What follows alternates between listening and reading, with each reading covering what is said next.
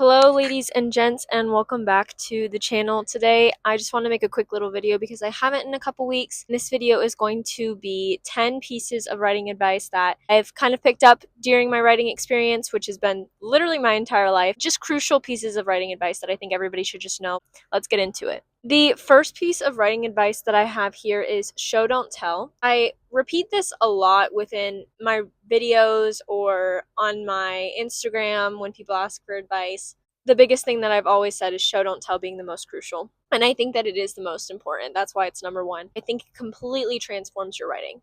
Now, that's not to say that you have to stop telling in general. Obviously, there's times where you do need to tell and you can't just show. Like maybe if it was like 6 months later or something, you would kind of be like, here's what happened during the duration of the 6 months, and you kind of tell like in a small paragraph. But you obviously wouldn't show all of that because you're explaining that it's been 6 months, like you're skipping that. Whereas if you were writing during the 6 months, you would be showing it instead of like, oh, she got up and walked to the door, do a whole thing of like, she threw her feet over the bed, and when she touched the floor, it was cold, and she got up, and as she's walking, she notices the painting, and I don't know. That's what makes writing a book, and not you having a conversation with somebody and just kind of telling the story really quickly. There's definitely a difference between showing and telling, and it is very crucial if you want your writing to be better to start showing instead of telling. For number two, I have put yourself out there, meet people, get a job in customer service, notice people, get insight for characters. You don't even have to become super duper close with people in order to get insight on characters. You can literally, like me, work at a customer service job and just see people and sit people, just kind of talk to people a little bit, kind of get their feel. Also, physical appearance and first impressions is really essential, especially in writing. So I think that you can tell a lot from somebody just by the way that they carry themselves, the way they talk, what they're wearing, how they approach you. Number three kind of goes with this, and that is experience things. And I think with this, I kind of have conflicting beliefs. I write fantasy. So I have never experienced being put in an arena with a dragon. But can I write that? Of course I can write that. I felt fear before. I've experienced different things that I think I can put it together to write it as best as possible. Again, that's not to say that if you're 14 years old and you really don't leave the house, or you don't have a job, or you can't drive, you're not going to be able to write as well as somebody who with more experience would.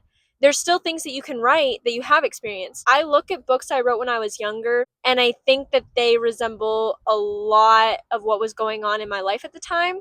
And I look at the book I'm writing now, and it's like the similarities between me and Clarice, between the people in her life, between the circumstances in her life, so similar to me, despite her being in a completely different world. And I think the reason I write it so well and I write it so realistically in that sense is because I am her and I have experienced what she's experienced. And it makes sense that I can understand her on a deeper level, and then be able to thus write her on that level. Number four.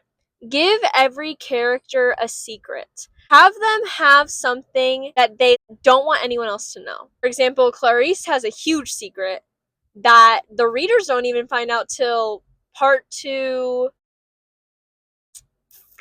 middle of the way through part 2.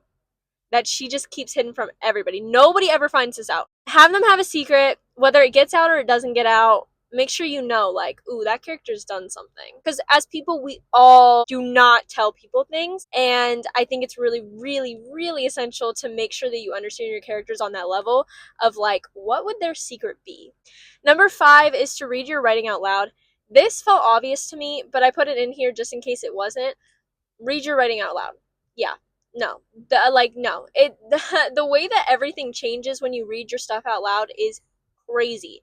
See how it feels, see how it sounds when you say it out loud, and this will definitely improve your writing, I pinky swear. Number 6 is to focus on the setting and the senses immensely. All my better readers who have been giving me feedback say, I literally feel like I'm in this world. I understand Elderland clearly. It's amazing the way that you've written this setting and the way that you immerse your readers in the world. I actually love this. Like, I love the setting, I love world building, and I think that the most memorable books to me are the ones where the setting is so lush and well described.